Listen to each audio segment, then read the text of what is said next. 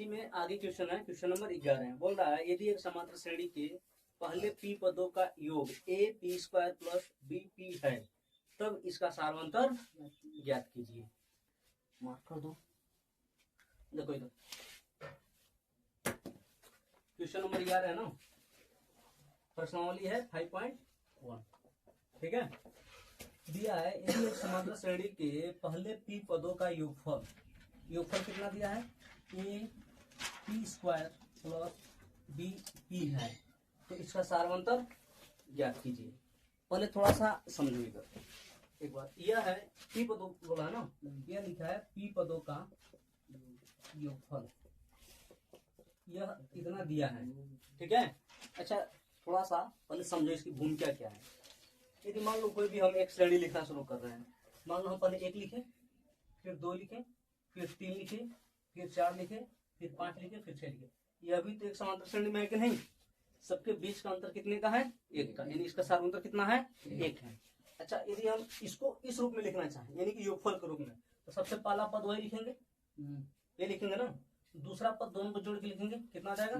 3। और तीसरे पद में तीनों को जोड़ेंगे ही होगा ना, कितना हो जाएगा? 6। अगले वाले में इस चारों को जोड़ेंगे यहाँ तक, कितना हो जाएगा? 10। अगले वाले में 15, फिर अगले वाले में 21। ये होगा ना। अब ये देखो, यह जो दिया है ना क्वेश्चन, वह योग दिया है, इसका योग। तो मान लो यदि हम दूसरा पद, यदि मान लो कि यह नंबर 2 रखते हैं यहाँ पे, ठीक है, यदि हम यहाँ पे 2 रखते हैं, ये क्या निकल गया? योग है ना। और ये 2 किससे किससे मिलकर बना है? यानी कि प्रथम पद का योग है प्लस द्वितीय पद का योग है, ये तो है। तीसरे के बारे में बात करेंगे हम, ये क्या है? ये प्रथम प्लस द्वितीय प्लस तृतीय, 3 पदों का योग है। चौथे में आएंगे तो ये शुरू से 4 पदों का, 5 आएंगे तो शुरू से 5 पदों का। इतना क्लियर हो गया? चलो बेटा ना, यह दिया है p पदों का योगफल इतना है। यदि मान लो हम p बराबर 1 रख दें, यानी कि प्रथम पद हो जाएगा वो, हाँ, यानी कि वो आ जाएगा हमारे पास a1। रखो इसमें p की जगह पे 1 रखो, यानी कि a इंटू 1 का स्क्वायर प्लस b इंटू 1, ये होगा। यानी कि प्रथम पद a1 बराबर क्या हो जाएगा? a plus b। इसमें कोई दिक्कत नहीं है, हाँ। अच्छा यदि हम p बराबर 2 रखें इसमें, यानी कि द्वितीय पद का योग हम ज्ञात कर रहे हैं, ठीक है, तब कितना आ जाएगा? यानी कि a1 प्लस यह a2 है, यही होगा ना द्वितीय पद का योग। ये कितना आ जाएगा? p इक्वल टू 2 रखो, यानी कि a इंटू 2 का स्क्वायर प्लस b इंटू 2, कितना आ जाएगा? 4a प्लस 2b, यही हुआ ना। यह हो गया हमारे पास a1 प्लस a2 हो गया। लेकिन हम ऊपर देखो यहाँ पे a1 इतना निकाले हैं, ये वैल्यू इसमें पुट कर रहे हैं तो a2 निकल जाएगा कि नहीं? हमारे पास निकल जाएगा। यानी कि इसको मान लो समीकरण नंबर 1 मान लो, इसको समीकरण नंबर 2 मान लो। ये आप लिखेंगे समीकरण 1 से a1 का मान a2 में रखने पर, a2 में समीकरण 2 में रखने पर, 2 में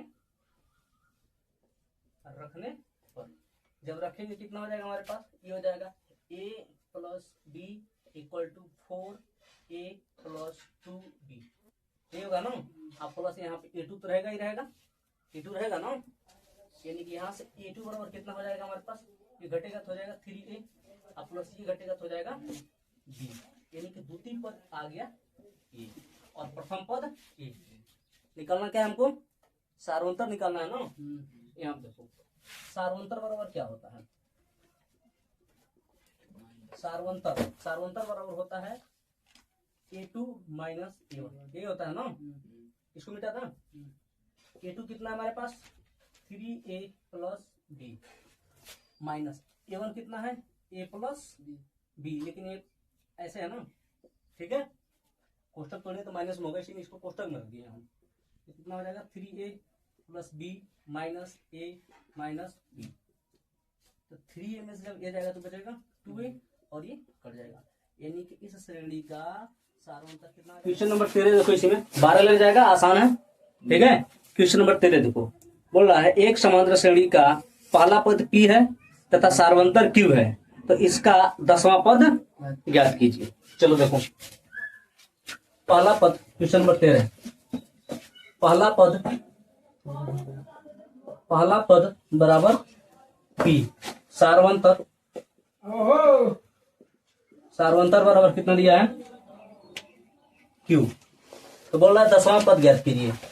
तो हमारे पास फार्मूला होता है T10 बराबर प्रथम पद यानी कि P प्लस कोष्टक में n minus 1 into D, D के जगह पे क्या रखेंगे हम Q।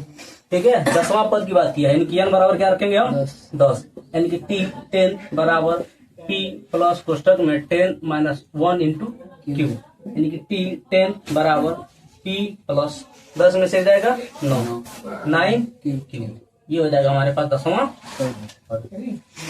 ठीक है, लिखा है समांतर श्रेणी 8, 14, 20, 26 डॉट डॉट डॉट डॉट का कौन सा पद 41वें पद से 72 अधिक होगा। नंबर 14 समांतर श्रेणी जो दिया हमारे पास है 8, 14, 20, 26 डॉट डॉट डॉट डॉट दिया है। बोला है कौन सा पद 41वें पद से 72 अधिक होगा। तो सबसे पहले हम क्या करते हैं 41वां पद हम याद कर लेते हैं, यानी कि फार्मूला होता है Tn बराबर a प्लस कोष्टक में n माइनस 1 इंटू डी। यहाँ पर जो प्रथम पद है वो क्या है 8 है, सार्वंतर दोनों का कितना है d बराबर 14 में से 8 घटाएंगे कितना बचेगा 6, ये हो जाएगा हमारे पास सार्वंतर। T41 पहले ज्ञात करते हैं, T41 बराबर प्रथम पद 8 प्लस कोष्टक में 41 माइनस 1 इंटू डी की जगह पे 6 रखो, 8 प्लस 41 में से ए रहेगा तो बचेगा 40 इंटू 6, यानी कि 8 प्लस गुणा करेंगे तो हो जाएगा 240 और जोड़ लेंगे तो हो जाएगा 248। ये हो जाएगा हमारे पास T41।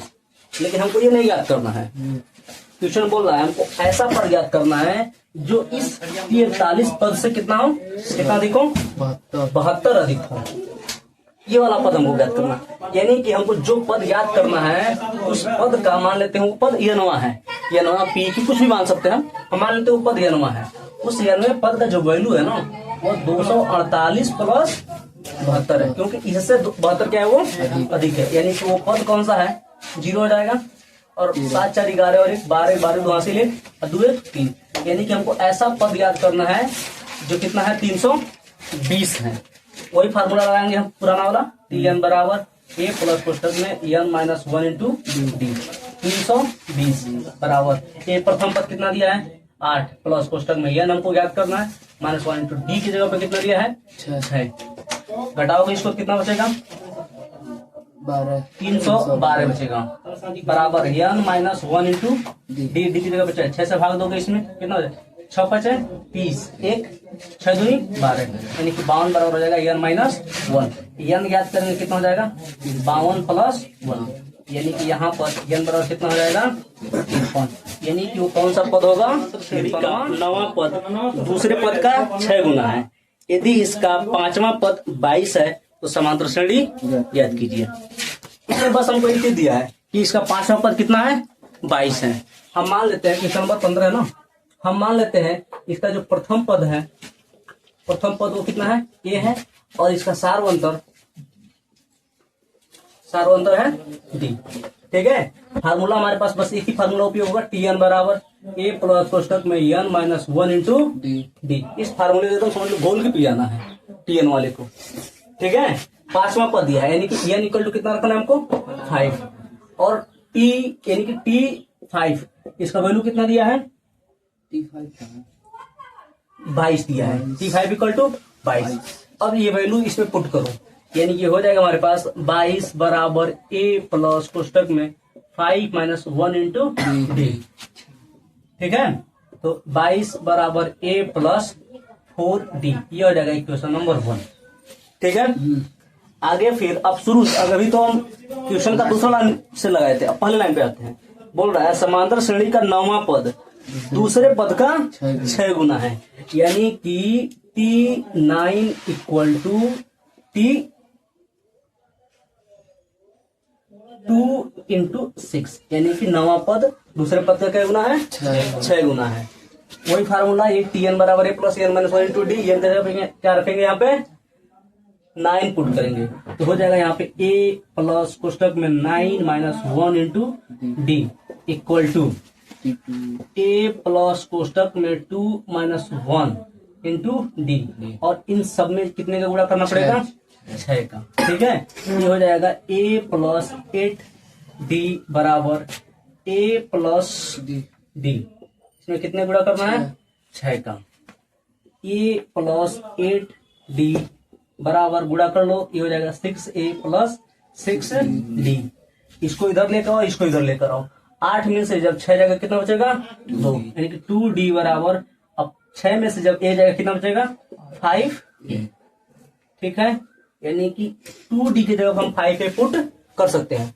यह समीकरण 1 में इस मान को रखना है। समीकरण 1 में, समीकरण 1 में, समीकरण 1 हमारे पास ये है, यहीं पे आगे बढ़ाते हैं। 22 बराबर a प्लस कोष्टक में, या 2 इंटू 2d लिख सकते हैं कि नहीं?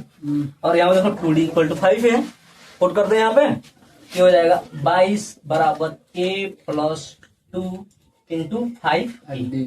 ठीक है, यानी हो जाएगा 22 बराबर a प्लस 5 दूनी 10, 10e। 10 में जोड़ेंगे कितना हो जाएगा? 11, यानी 22 बराबर 11e।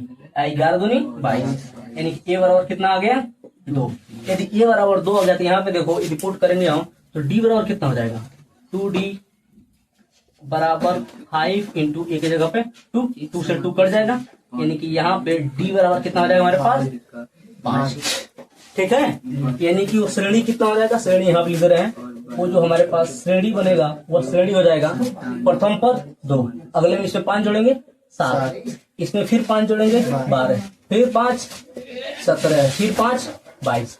ये हमारे पास क्या हो जाएगा? समांतर श्रेणी हो जाएगा। इसी में क्वेश्चन नंबर 18 देखो, क्वेश्चन नंबर 18 बोल रहा है 101 तथा 999 के बीच की प्राकृतिक संख्याओं की संख्या ज्ञात कीजिए जो 2 तथा 5 दोनों द्वारा विभाजित है। बढ़िया क्वेश्चन है, एग्जाम में आ सकता है यह। क्वेश्चन नंबर 18, ठीक है, क्वेश्चन में दिया है 101 तथा 999 के बीच हमको ऐसी संख्याएं ज्ञात करना है, ऐसी प्राकृतिक संख्याएं ज्ञात कीजिए जो कि 2 तथा 5 दोनों से विभाज्य हो, दोनों से विभाज्य हो। समझो इस क्वेश्चन को। यदि वह बोला होता 2 से विभाज्य है तो सिर्फ 2 से लेते, और या तो सिर्फ बोला होता 5 से विभाज्य है तो हम सिर्फ 5 से लेते, लेकिन इसमें बोल रहा है 2 से विभाज्य हो और 5 से विभाज्य हो, यानी कि कौन सी संख्या ऐसी होगी जो 2 से विभाज्य हो और 5 से विभाज्य हो? यानी कि 2 और 5 हमको लेना पड़ेगा लॉसा, यानी कि एलसीएम। 2 और 5 का एलसीएम कितना हो जाएगा? 10। यानी कि हमको ऐसी संख्या ढूंढना है जो किससे विभाज्य हो? 10 से विभाज्य हो। चलो, सबसे पहली संख्या, अब संख्या किसके किसके बीच होनी चाहिए? 101 और 999 के बीच होनी चाहिए। तो ये बताओ, क्या 101 10 विभाज्य है? नहीं है। इससे आगे बढ़ेंगे हम, 102 नहीं, 103 नहीं, 104 नहीं, 105 106 107 108 109 नहीं, 110। यानी कि प्रथम संख्या जो होगा, जो 10 विभाज्य कौन सी संख्या होगा? 10। फिर अगला वाला कौन सी संख्या होगा? 120 ये होगा। फिर अगला वाला कौन सा होगा? 130। यानी कि ऐसी संख्या है कि बीच का अंतर कितना होता जाएगा? डी बराबर 10 होगा। ठीक है, यह मान लो प्रथम संख्या है, द्वितीय संख्या, तृतीय संख्या हो गया। अब हम लास्ट में आते हैं, कितना था? 999, यानी कि 1000 नहीं पकड़ना, 999 से पहले 999 से पहले कितना हो जाएगा? 990। ठीक है, यानी कि प्रथम संख्या हो जाएगा 110 और अंतिम संख्या हो जाएगा 990। अब हमको पता करना है संख्या है कितनी, कितना इसका नंबर है। तो फार्मूला एक होता है, मिटा था ना, फार्मूला एक होता है हमारे पास, Tn बराबर a प्लस कोष्टक में n-1 इंटू डी। हम तुमको एक दिन बताए थे कि यह जो Tn है वही An है और An ही यल है। गंगाधरी शक्तिमान है, शक्तिमान ही गंगाधर है। ठीक है, अब यानी कि यल का मतलब अंतिम पद, यानी क्या लिख सकता है? यल बराबर a प्लस कोष्टक में n-1 इंटू डी लिख सकते हैं कि नहीं? ठीक है, यल बराबर कितना दिया? अंतिम पद 990 बराबर प्रथम पद कितना है? 110 प्लस कोष्टक में n-1। डी कितना है इसका 10। मिटा दिया क्या, डी यहाँ लिख दो, डी बराबर 10, अंतर 10 ही आ रहा है ना सब में 10। घटाओगे इसको कितना हो जाएगा 0 8 8 बराबर n माइनस 1 इंटू 10। ठीक है, इससे ये कट जाएगा, कितना आ जाएगा 88 बराबर n माइनस 1, यानी कि n बराबर कितना हो जाएगा 88 में जोड़ कितना हो जाएगा 89, यानी कि इसमें पदों की संख्या कितनी हो जाएगी, प्राकृतिक संख्याएं ज्ञात कीजिए जो 9 से विभाज्य हो। क्वेश्चन नंबर 20 देखो इधर, सबसे पहले 3 अंकों की संख्या शुरू कहाँ से होता है बताओ पहले, 100 से शुरू होता है। 3 अंकों की संख्या कहाँ शुरू होता है 100 से, और ये जाता कहाँ तक है 999 अनंत तक नहीं जाता, 999 तक जाता है। ठीक है, यानी कि हमको ऐसी संख्या याद करना, संख्याओं की संख्या याद करना है जो 100 और 999 के बीच होनी चाहिए। विभाज्य किससे होनी चाहिए 9 से।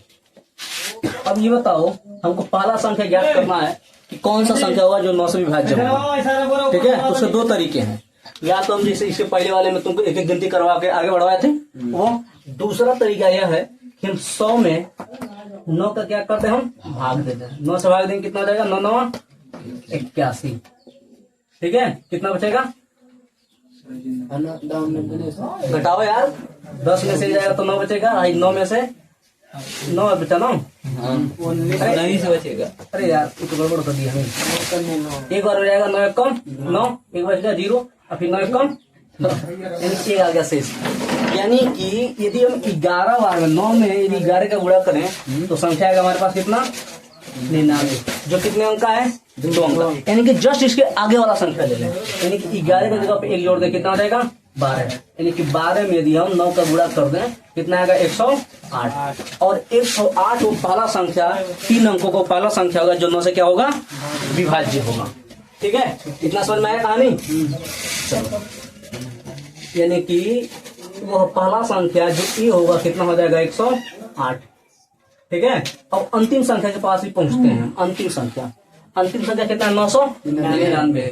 इसमें यदि हम 9 का भाग दें तो 1 यानी कि 9 9 9 यानी पूरा क्या आ रहा है कट रहा है, यानी कि अंतिम संख्या यही संख्या हो जाएगी, यानी कि n बराबर कितना हो जाएगा 999। अच्छा, इसमें भाग हम कितने दे रहे थे 9 से, यानी कि इसका सार्वंतर कितना होगा 9 होगा, तो हो जाएगा वो डी बराबर कितना है 9। अब हमको ज्ञात करना कितनी संख्याएं हैं, वही फार्मूला पुराना वाला Tn बराबर a प्लस कोष्ठक n माइनस 1 इंटू डी, और Tn को हम क्या बोलेंगे l बोलेंगे, यानी कि l का मतलब 999 बराबर a की जगह पे 108 प्लस कोष्ठक में n माइनस 1 इंटू डी की जगह पे 9। इसको घटाओगे कितना हो जाएगा, 9 में से जब 8 जाएगा तो 1 बचेगा, और 9 में 0 जाएगा तो 9 बचेगा, और 9 में से जब 1 जाएगा तो 8 बचेगा, बराबर n माइनस 1 इंटू डी। 9 से भाग दो इसमें, 9 81 कितना बच गया 8, और 9 81 खत्म हो गया, बराबर n माइनस 1, यानी कि इधर आएगा तो हो जाएगा प्लस, यानी कि n बराबर कितना हो जाएगा 100, यानी कि टोटल कितनी संख्याएं होंगी 100 संख्याएं होंगी। ठीक है।